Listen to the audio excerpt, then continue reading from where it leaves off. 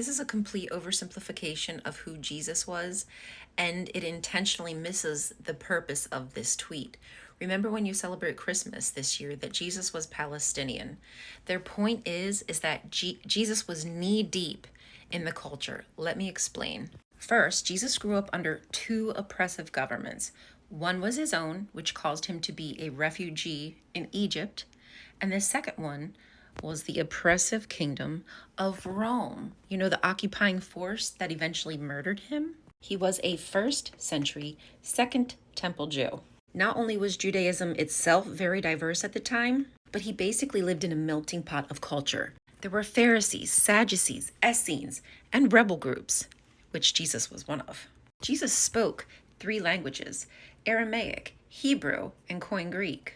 According to the New Testament, Jesus could read from the Septuagint as well as the Old Scrolls, the Hebrew scrolls in the temple. He even cries out to Elohim, the Canaanite god, in Aramaic, Eloi, Eloi, lama sabachthani. Jesus would have been exposed to a variety of cultural ideas and traditions, not just Jewish and Canaanite.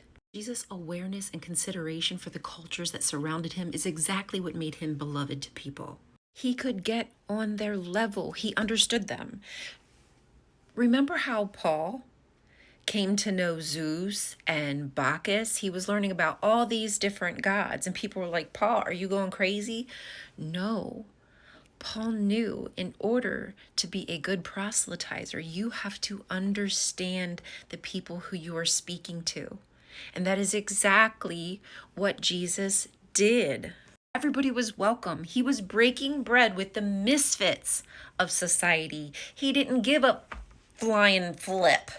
He engaged with everybody. He was a rebel. He broke the Sabbath if he thought it was necessary. He was in the temple flipping mother effing tables. Jesus' daily life would have been reflected in his teachings. And every day his life was influenced by the fact he was living under occupation. It would have helped shape his perspective on power, social injustice, resistance.